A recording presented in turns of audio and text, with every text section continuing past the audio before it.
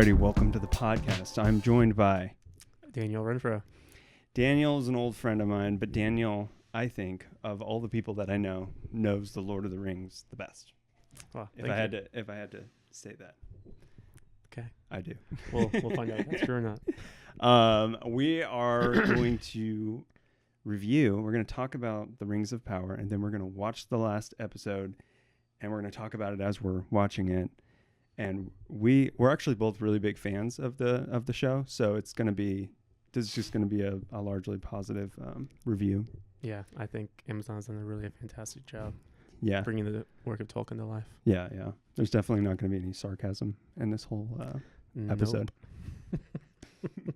So, if you're not familiar with the Rings of Power at this point, then I'm assuming you're living under a rock, and that's a really great thing. So, good on you. But for a quick recap, we are on season 2, episode 8, the final episode of the Rings of Power season 2, and we'll see if there's a season 3 at this point. We don't know. They keep throwing billions of dollars into the project, and we don't know yet if there's a season 3. I'm saying maybe it makes it, maybe it doesn't. There has to be. They're going to keep going. They're going to torture us with this, whether we want it or not. But kind of the Rings of Power was set in the first age, second age. It's early on. It's before the Lord of the Rings movies happens, like quite a bit before. Yeah, I think it's the second age, like maybe late second age, maybe early third age, potentially. Okay, so there are characters from the Lord of the Rings movies that are in this story, and I think they took a lot of the content from the Silmarillion. Yeah, they definitely did, even though they're only bought the appendices, so they just have like the rights to use the names and stuff and just made up their own stories or what? Well, I'm guessing a lot of the names are mentioned in the appendices. I actually haven't read the appendices for a long time, so. That's true.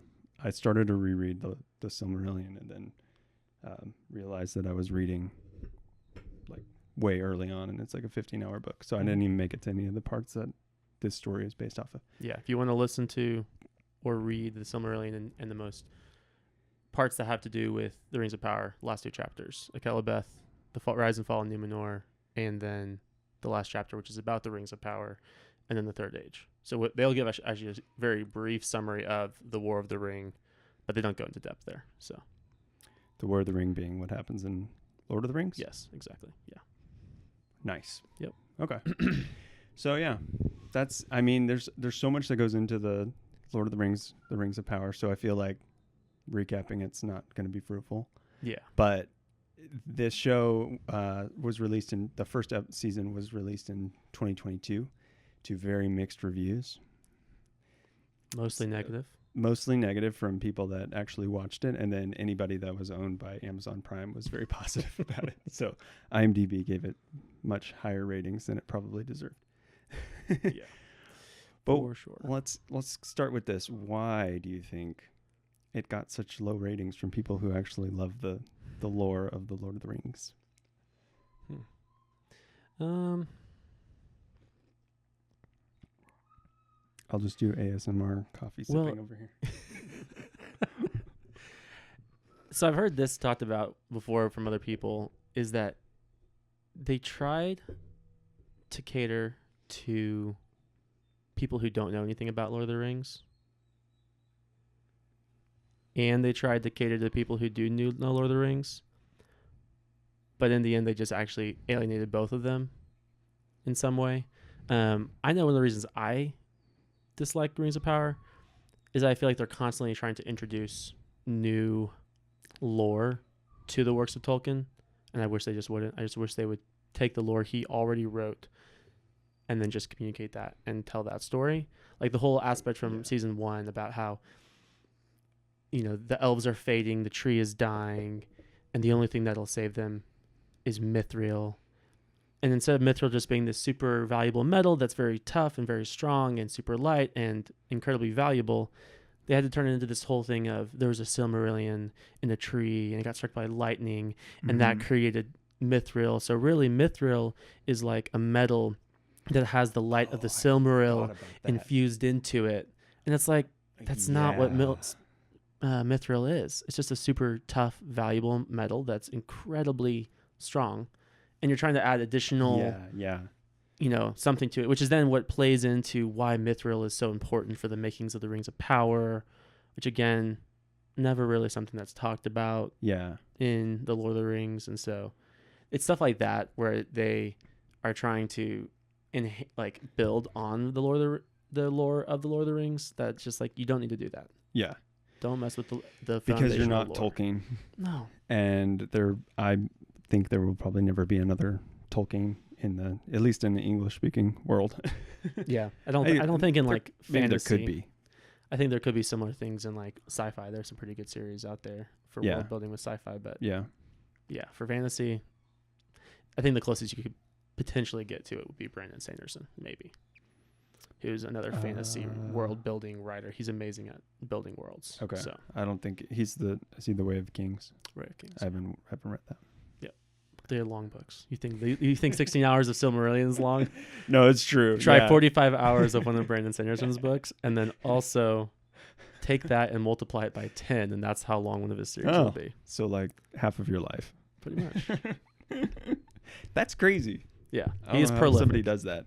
Another thing I thought about was just, I feel like they lost, and this is both the Hobbits movies and Rings of Power, I think both lost the earthy, gritty feel that the original Lord of the Rings had to it. And I especially feel it in the Rings of Power. And part of that is a mixture of the way they did the designs and the filmmaking and stuff. And then also just the language they used also did not feel at all Middle Earth-ish. It felt like our world imposed onto Middle Earth. Like the one scene I remember clearly is when, what's her name? Arendelle, maybe, I think her name is Lindiel's daughter. Yeah. She was like applying for guilds on Numenor, and then she got her like guild acceptance letter. Yeah. I was like, what is this, college or something? Like, you apply for colleges and you get your college acceptance letter. Like, it's just that's what the whole first season felt like. Was they were talking in ways that did not sound otherworldly. Right. It sounded like they were talking in ways that we would talk. Right. Which felt off to me. And then I feel like in the second season they've actually tried to course correct that, but to the point now where everyone is speaking in these super what's the word? They're speaking in these blown up allegories, or not allegories, metaphors. They're using so many metaphors, like Prince Durin talking about like someone, like a baby being fired in his mother's belly. I'm like, what? Yeah. I feel like they're trying to go the opposite direction. They're trying to give it more of a otherworldly feel. Right. But now everyone's talking in these metaphors, some of which don't really make sense. Yeah. So. And you're just asking for trouble because you're going up against Tolkien, who literally just created languages for fun and like understood like what made language interesting. So it's like you can't win if you're going to try and like rewrite his dialogue. Yeah. You're only asking for trouble. Yeah. You read a lot of his poetry in the books, and it's beautiful. And you're like, wow, that's... Yeah. Which I guess is like a whole nother argument, because I feel like the more I watch the movies, even like the Peter Jackson movies, the less I appreciate them. And the more I read the books, the more I appreciate like the work and the just like the linguistics and the way that he wrote Tolkien. But I feel like for movies, I feel like Peter Jackson actually tried to capture the lore and like the amount of effort he put into the movies, even though they were basically action movies, because that's how you sell movies. You can't, if they were to just make a 1-for-1 remake of the books, it would be so boring. Yeah, and very longer than a trilogy. Long, longer than it already is. But I don't know, this show, I feel like it's such a missed opportunity because it's I guess I was expecting for it to be like the Middle Earth that you always like dreamed of, because you have, when you're entering into the Lord of the Rings stories, the Peter Jackson films, it's like Middle Earth is worn down. It's been a long time. They've been fighting for so long. Yeah. And I get like that this is when the Rings of Power comes on the scene, it's like much earlier on and people are at like the height of their power and their glory. And then you come on and you have just like these total goons just like running around, and it's like, what is even going on here? Yeah. And that in some ways, yeah, it's definitely accurate, I think, for the time they're trying to portray, right? All the humans who were still in Middle Earth were very primitive people, whereas Numenor was incredibly sophisticated, very powerful. Yeah. Their architecture was beautiful. They were blessed by the Valar. And so there was this huge disparity between Numenor and then the people who were still in Middle Earth. And they did show that in the first season and in the second season. But yeah, you'd want... I remember talking with a friend of like, in the Silmarillion, there's lots of battles that are just of epic proportions. Yeah. Like an army of Balrogs going up against an army of elves coming out of Gondolin. And you're like, that would be epic. Yeah. I want to see that. But they don't have the Silmarillion. They have the appendices. So... they're trying to piece together what they can to tell a story, and I think that's not part of the problem. They're the problem, but part of the problem is I don't think they have good source material to work with. But pretty soon here, it's all gonna be public domain. Well, oh really? Lord of the Rings? So. I think everything is gonna be public domain.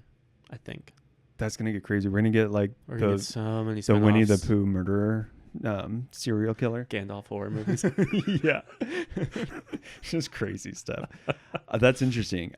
So I guess that is maybe part of the problem, but I also feel like they have Numenor, and Numenor is like this insane city with the most insane people, and it's like, I don't know, not anything against, like, this isn't personal or anything, but like, could they have used just like better actors? Because I'm imagining like Numenor is like 300, you know, the Sparta, like, this is Numenor, like they're just total baddies. Thing. I mean, it's literally, my brother-in-law always joke about this. The sea is always right. It's such a stupid line. So I will say, what are you even talking about? In the second season, I think my favorite characters are Elendil and Miriel. I think at this point. Oh, really?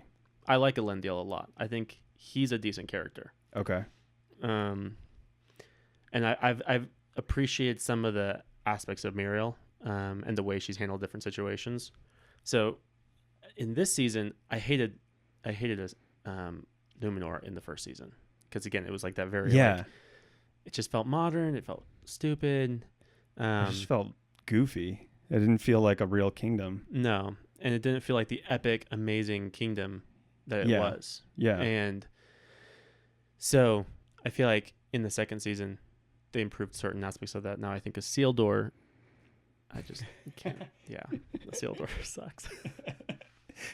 He was a poor choice. Because Isildur, right? We know Isildur from Lord of the Rings as the guy who gave in to the weakness of the ring. Yeah. But he was also the guy who snuck past all of Sauron's guards, who he had twisted and distorted, got into the highest mount of the town of Numenor, the island, and stole a fruit of the tree and took it with him back to Middle Earth. And then he ended up like taking all these wounds and almost died. So it's like, he was epic. Yeah. Even as a young man, but we get Isildur from Rings of Power, who isn't quite up to snuff yet.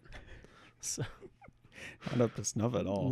No, because I'm thinking there's a scene in the Silmarillion that like stood out to me so much, where I don't remember where it is. I haven't got to it in the book yet. But Sauron is on Middle Earth and he's got his armies and stuff, and Numenor's like fired up, and they're like, we need to go kick his butt.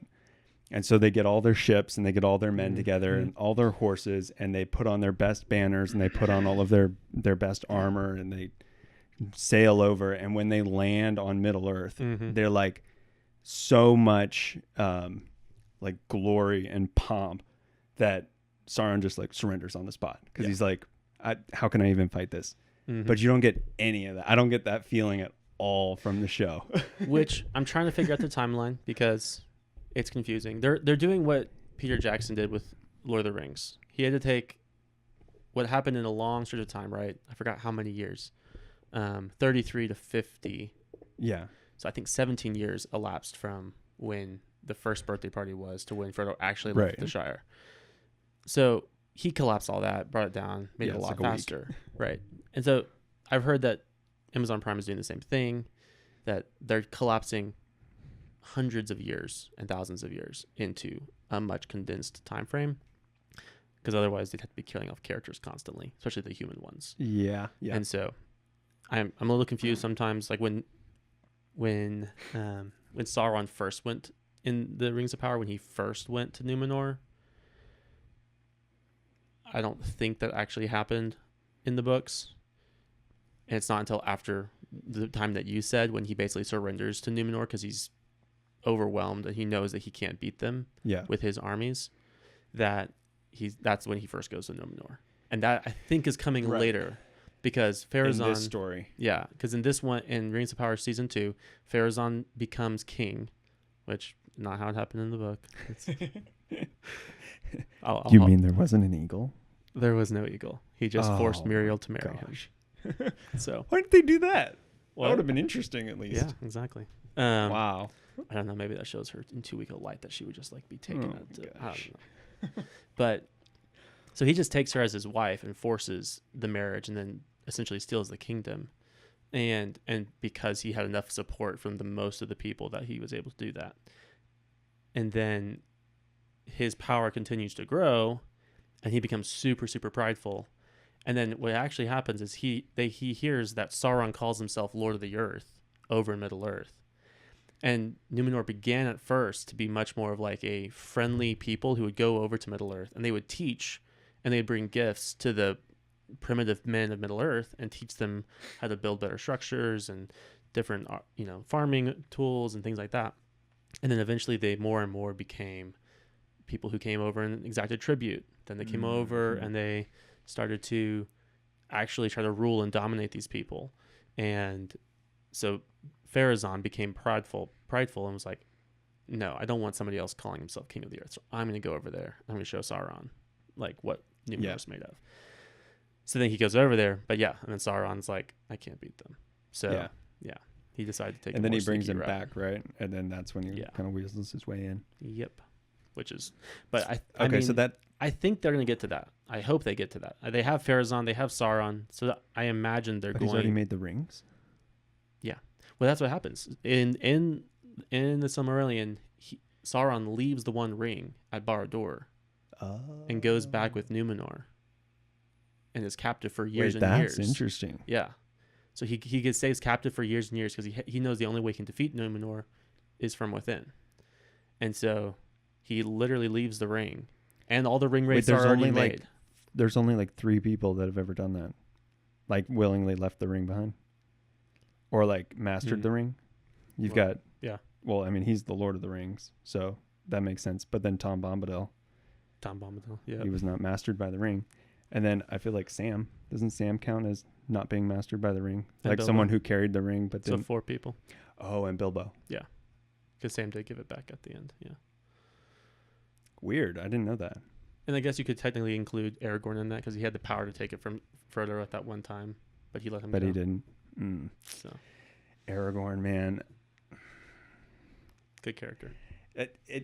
I think that's what pisses me off too, because Aragorn is so good. Yeah. But he's like the long lost descendant of these guys that are supposed to be like the most royal of kings and stuff. Yeah, and again, that's where I think Elendil does a good job. I do like Elendil. Yeah. I think he is a good character, and he does have that bearing. But then Isildur, I hope they develop him in the upcoming seasons. Maybe he could die, and then he would have another son who's named Isildur. How that would work. Well, they also just completely cut out Anarion, who is the other son of Elendil. Oh, I didn't even know he existed. Yeah. So That's my They bad. cut out a lot of things, and then Well, yeah, I guess that makes sense. they have to cut out something. So That's crazy. Okay, what about our Gandalf character? Is it Gandalf? Do we know that for sure? come on, absolutely, They never call him by his name though. because he doesn't know his name yet. And according Is that to how Tom it goes in the Bombadil, book? according to Tom Bombadil, you don't call yourself a name; you just find it. Name is already yours. Tom Bombadil's not supposed to be in this story. I don't think so. Well, Rings of Power basically wants to take everything that Peter Jackson didn't include in Lord of the Rings, and they're like, for the book nerds, we're going to include them. We're going to include the Barrow-wights. We're going to include Tom Bombadil, and I'm not sure what else they're including that wasn't included by Entwives. Peter Jackson. Actually, I think that's kind of interesting, to be honest. I've always wanted to see Tom Bombadil on screen, and yeah, I mean the Entwives are just kind of. I remember watching another YouTube channel that was bashing Rings of Power, and they're like, the Ents suck in Rings of Power because the Ents in Lord of the Rings were like just testosterone, like super deep voices, all this different stuff. But this one's so effeminate. I'm like, I think it's an Entwife. I think it's female. It's a female. And so, yeah. But where did they go? Nobody I knows. do think that was kind of cool. Yeah, that was kind of interesting. But they're trying to include it again. They're trying to include everything. Yeah. That. Yeah, they're trying to. I don't know. I think it's kind of interesting. Yeah. No. Again, because I want to see those things brought to life. Yeah. But that video you showed me about all the different kind of origins of all the people. Yeah. How like Sauron, where Morgoth distorted the elves into the orcs. Yeah. And you had, I think is it Yavanna, who then made the Ents and the Entwives. And Aule, right, of course, made the dwarves. Of course. Iluvatar was the one who did the elves and men. And then hobbits somehow are an extension of men. Yeah, they're not really clear. But yeah, I thought that was interesting because the dwarves I feel like are involved much earlier than the men are. Yeah. And they're like early on were like friends and allies of elves. Yeah. And they were like working together and that's made these crazy what I wish I kingdoms. could see more of. That would be cool. Like I want to see more dwarf armies, and that's the one thing I did appreciate about the Battle of the Five Armies. Dwarf armies. Hobbits. Yeah. I liked the dwarf armies. Yeah. And they were there in the final battle of the Gates of Mordor in Lord of the Rings. Like those were the two things I wish Peter Jackson had included. You have a whole host of Dunedain who come down from the north and aid in that last battle. Been sick. And then you also had some dwarves, I guess from Erebor, who also came down for that last battle as well. Oh, no, I'm sorry. I'm getting mixed up.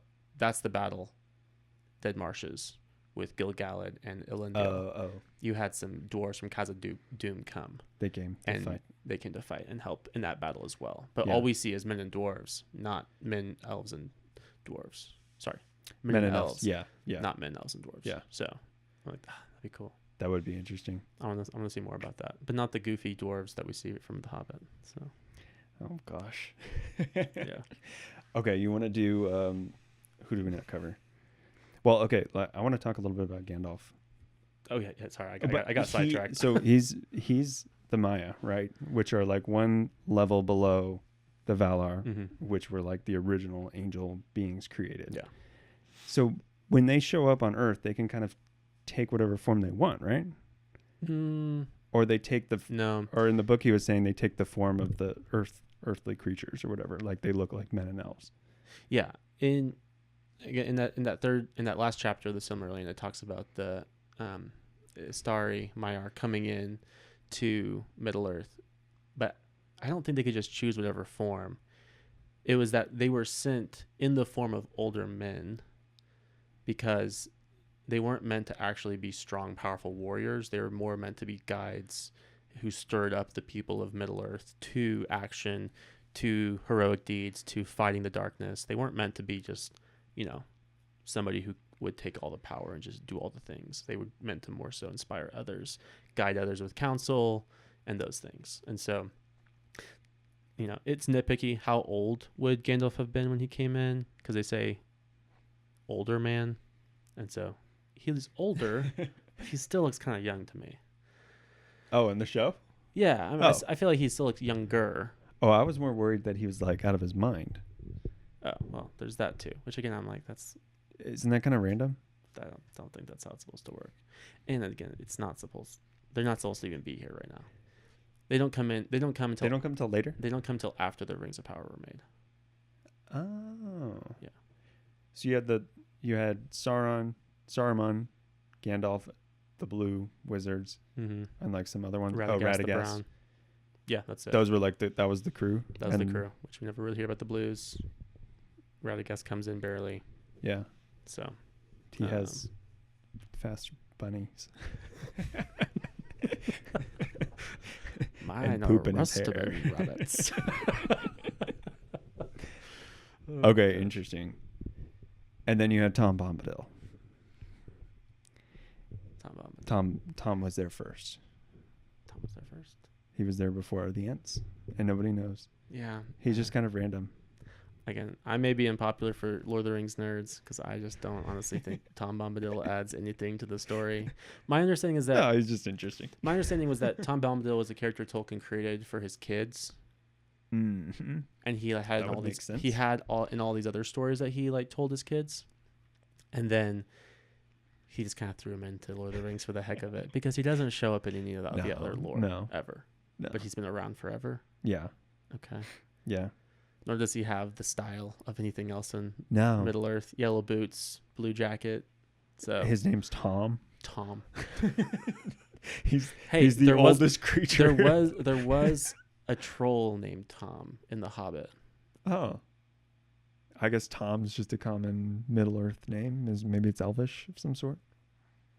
Yeah, I don't know. So I thought it was cool that they included him. I thought it was kind of interesting, but I thought it was incredibly. You made me so mad when you know where I'm going. I know exactly where you're going. When he's talking to Gandalf and he says, "Many deserve life who die, and many who die deserve life. Can you give it to them?" Yes. I almost lost my mind. Right, because they stole other lines from Lord of the Rings. They stole, the Hobbit saying like, "This place looks strangely familiar. I think we've been here before. We're going in circles." Like, okay, sure, that's plagiaristic. Time? What time do you think you have? Like Elrond talking, I think. Yeah. And it's like, so they're just constantly taking these lines, but that line you don't. That was the worst. You don't take that one from Gandalf, and I think you mentioned this before. The context didn't even make sense. No. Like Gandalf said something, and then Tom Bombadil, which to be fair, most of what Tom Bombadil says doesn't really make sense either in the book. So that part at least is fitting. That was just bad writing. But no, because Gandalf says, "I have to go after the halflings or whatever. I have to go after them or they'll die." And then he says that, and he's like, "Well, many who die deserve life, and many who live deserve death. Can you give it to him?" And then Gandalf just kind of like looks at him and he's like, "Yeah, but I have to go." But they're my friends. Like, yeah, he says something like that. And it's like almost like subconsciously the character was like, "What are you talking about?" Which everybody else was like, "What?" I think if we go back to Lord of the Rings, right before Aragorn, Gimli, and Legolas run after the Uruk-hai in order to chase down and save Merry and Pippin, I think one of them should have just said, "Not all who die deserve death, and all those who live deserve life." I don't know. I forget the line. "Can you give it to them, Aragorn? We should just let them die." Yes. And Aragorn's just like, "Yeah, no, forget that. I'm going." Yeah, exactly. No, because in when Gandalf says it actually makes sense because Frodo's like in this dark place and he's talking about Bilbo and he's like, "Yeah, I wish he had just killed Gollum." Mm-hmm.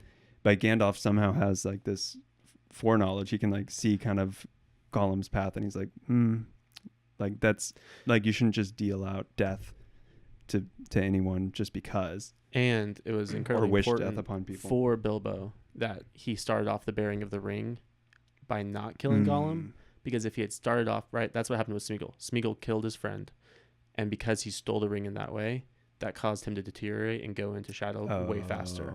And so even the ring wraiths, those also, it says in the Silmarillion, like they all passed into shadow, varying amounts depending on what their initial purpose for having the ring was and how they used the ring.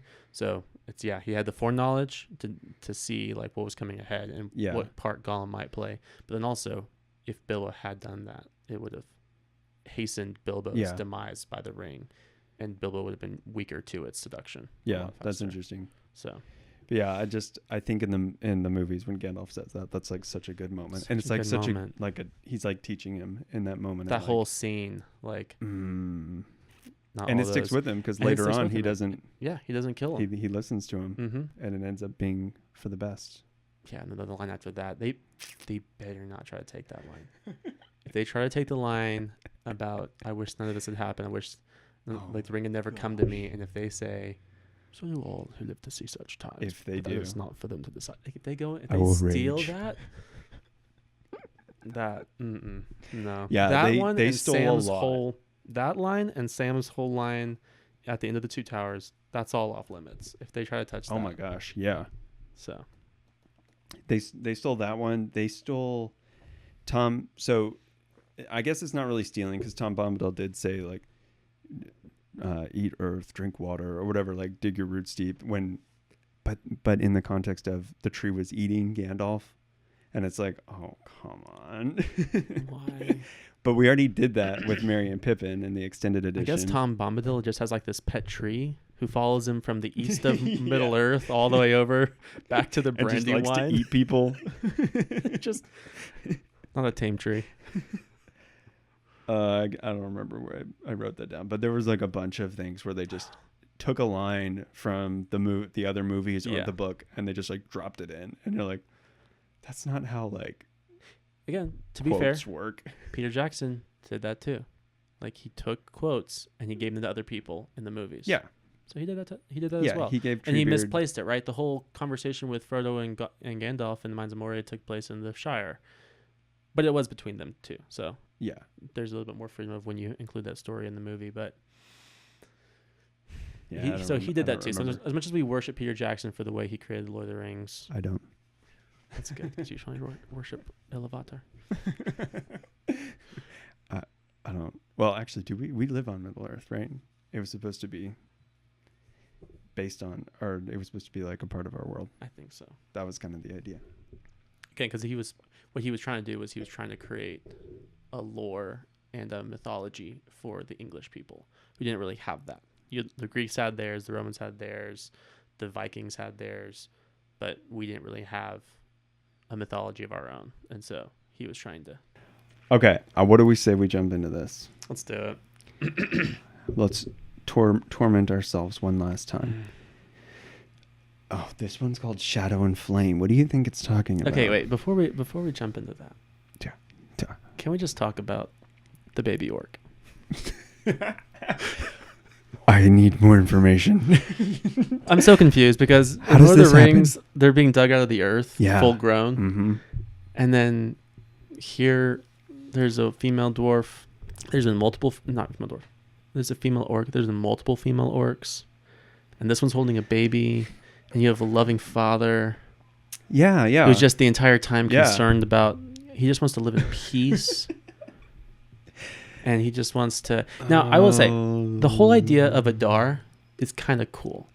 The idea that there's kind of like a progression of the twisting and the mutilation of elves, and that you had some elves who weren't just elves, and then all of a sudden they became orcs, that they were kind of like an in-between stage in the whole transformation process. That's an interesting idea. Yeah. But... again, part of my complaint with Rings of Power is I just think they're trying to do too much. They have Adar and the orcs. They have Sauron. They have Celebrimbor. They have Elrond. They have Durin. They have Lindon. They have the hobbits. They have the dark wizard over in the east in Ruin. They have all these storylines going on. Yeah. And I just think they need to... Oh, yeah, they do have... They just need a lot going on. They just need to focus it. I forgot about They just need to focus it and kind of... Yeah. No, the whole baby orc was that's frustrating.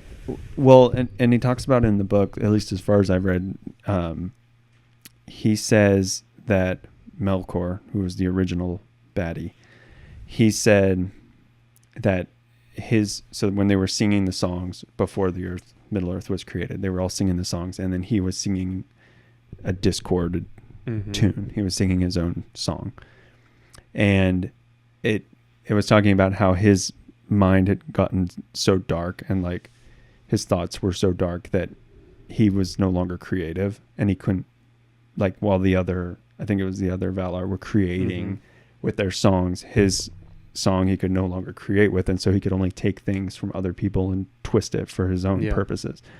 And so that's, I think, where the orcs come from, right? It was, I don't remember who did it, but somebody took the orcs, and it was Melkor. Yeah, it was Melkor. He tortured them until they tortured them and mutilated them, and somehow through dark magic, through dark power, they twisted and made them orcs. But I feel like he does talk about orcs multiplying, so it does raise a good question of like, how? Again, like, did they grow each other in the ground? Again, we don't really know how dwarves do it. Yeah, because they can't tell the women apart, which was another thing. That's concerning. Yeah, they didn't. All of these women in this show were very. We won't be able to tell women apart from men in our society. You can cut that up. No, they had a good point here. So. No, yeah, that's interesting. But we don't know a lot about the orc economy, because in the Lord of the Rings he says meat's back on the menu, boys. don't take us down this line, okay? So that implies that there were orc restaurants. That was another time and place where somebody used modern language from our world in Middle Earth, and they shouldn't have done it. Maybe they had been to the Prancing Pony. There are menus there. Maybe they had traveled around a little bit. These are well-traveled orcs. They were in their minivans with their families. They were road tripping around Middle Earth.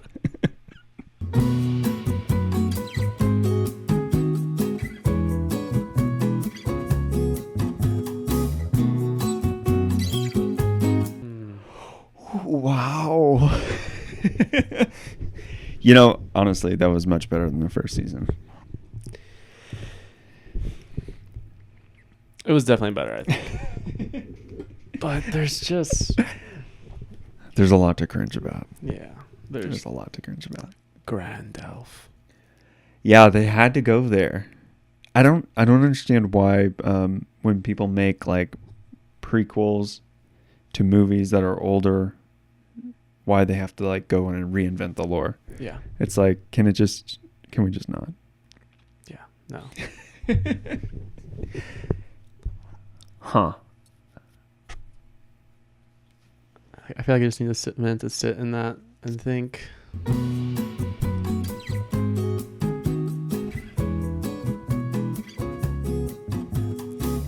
Because they're definitely setting up that Numenor is collecting timber to create a huge armada. So Numenor is getting ready to come back to Middle Earth. But at some point, Sauron needs to make his ring. I don't think that other wizard is Saruman, though. No. I feel like he's a Saruman-esque figure in the fact that he's like saying he's an old friend, but in reality, he isn't, or maybe he was, but he has turned dark in his years there. But I'm guessing they're trying to explain like what happened to the blue wizards. Yeah, and they went over that direction and they turned dark, or at least one of them did. But yeah, that would kind of make sense actually. Because then I don't think Gandalf would have trusted Saruman right, if he always from the get-go was like, I just want to like take over Sauron's place. Like, yeah, I think you're right, because they're pretty on the nose about a lot of their stuff. Like Gandalf's wand looking exactly like later on Gandalf's wand. Mm-hmm. They like those sorts of things. Yeah, I find it interesting how much they take from Peter Jackson's Lord of the Rings. Yeah. Like the wand looks exactly the same. The Balrog looks exactly the same. Yeah. Like they didn't try and recreate that, which is interesting. I don't know how I feel about that. I mean, I feel like the wand doesn't need to look exactly the same. But Over the staff, the wand. But the Balrog being consistent, that would have been weird, I think, if it wasn't. Yeah. Because it's like, what? How So else do they're Balrogs trying look? to really tie in. They're really trying to tie in with the Lord of the Rings, but Yeah. Interesting. So here's what I like about this season so far, or this series so far, is I like that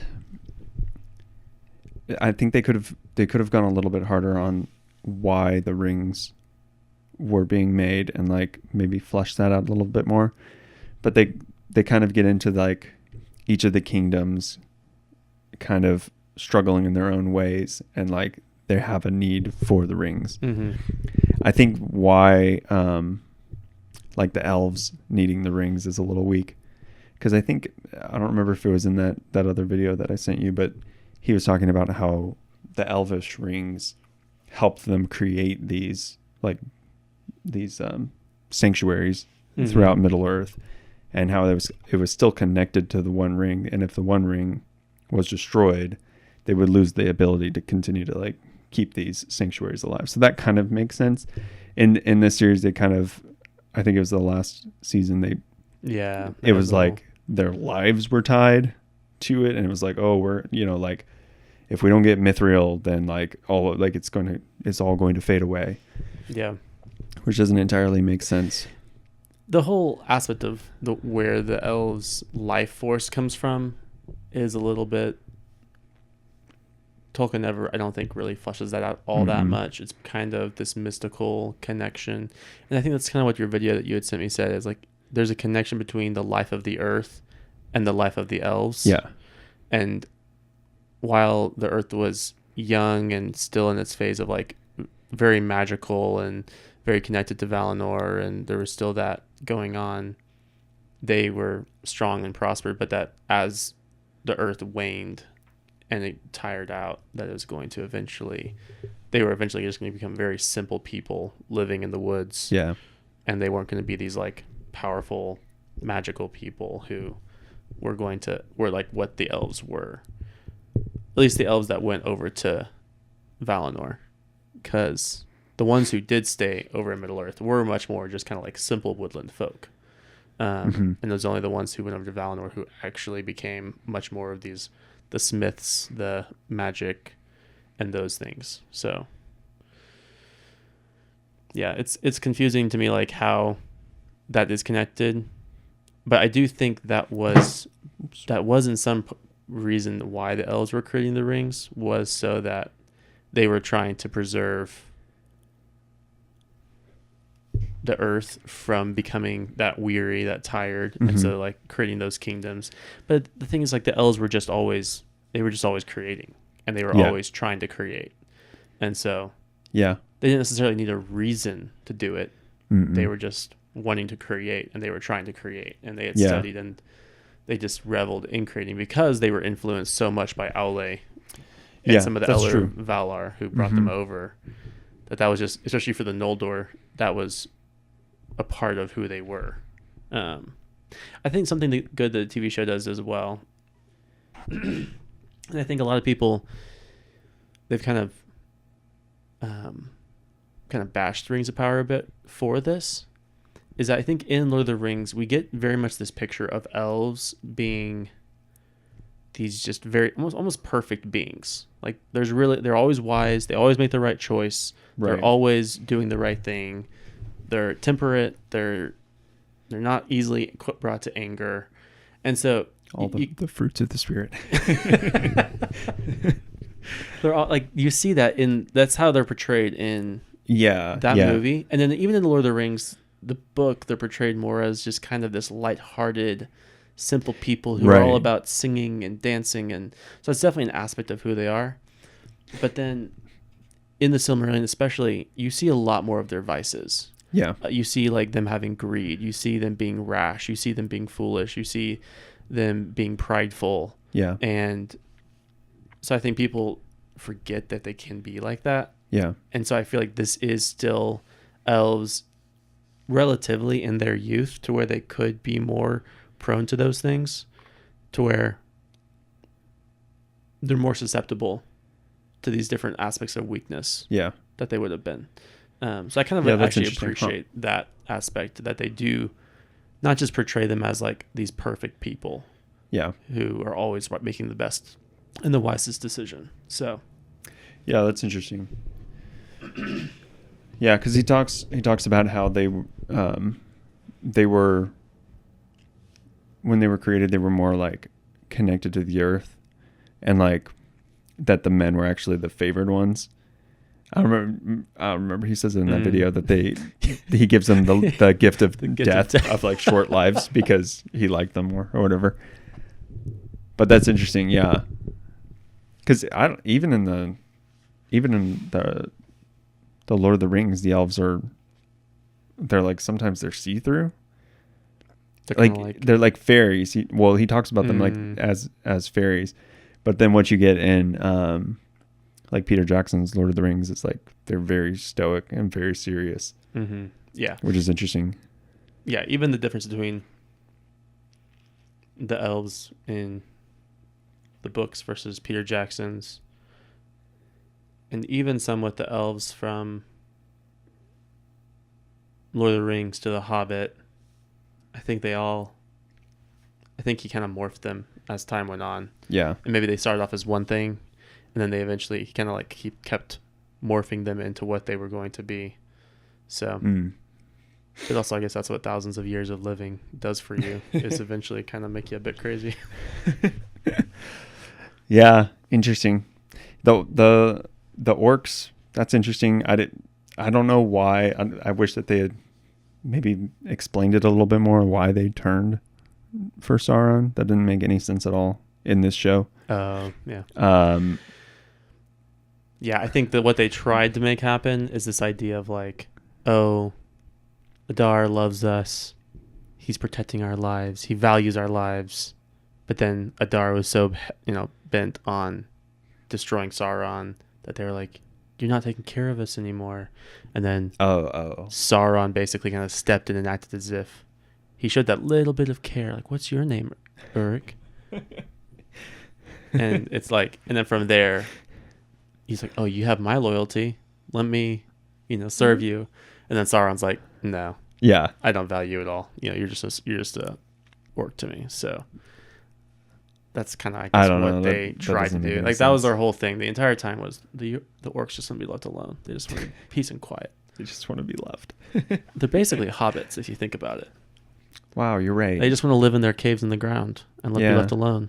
Wow. I never made that connection. Yeah. Orcs and hobbits are the same. Similar. Yeah.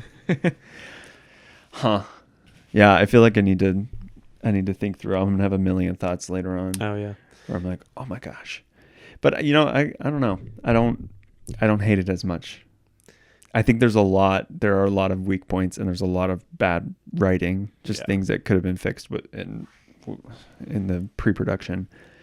But I think actually the visuals are very interesting. I think sometimes it looks a little computer generated, but honestly, it looks pretty good. Yeah, and they don't seem to have they keep trying to create these scenes. I was in the last episode when the elf horsemen were riding and the orcs were all standing there. I was just expecting. Also, it's kind of like, what the heck? At this point in time, orcs were incredibly they would not come out in the sun. You're right. Yeah. It was only until Saruman did the breeding between. Yeah, you're right. Goblin men and, I guess, orcs. That still confuses me. I don't understand the difference between goblins and orcs. I don't understand that difference. I don't know. But there's some sort of distinction there. But so the fact that they were just all standing out there in the middle of the day. Yeah, that's true. It's like, no. That's craziness. No, that they would never have done that. I think they did artificially add some clouds over them though. It was really light, and then it was a line, and then it was dark.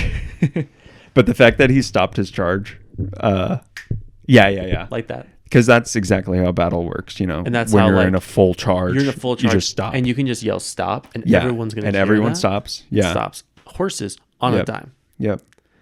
Everyone, both sides. And then you can, like, I don't you know. can make I'm a pretty deal. sure the thing would have been like Galadriel would have kicked her opponent or something, gotten the knife off her throat. They would have just rushed past, wiped them all out in 5 seconds. And it would have been over. Instead, they decided to take their horses through the muds and the woods, the mud in the woods.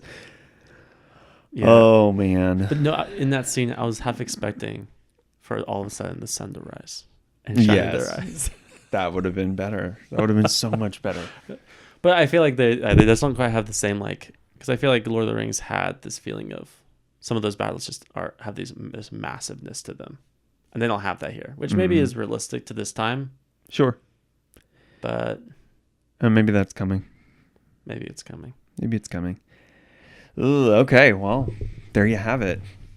Season Rings of finale. Power. It was very interesting. Yeah, we're gonna have to it sit on doesn't- that for a little while. Yeah, it just doesn't leave you satisfied. No. It fills you with this, like, it leaves you with this. I don't know what I think about it. So Well, thank you for agreeing to come and record. yeah, absolutely. It was fun. interesting.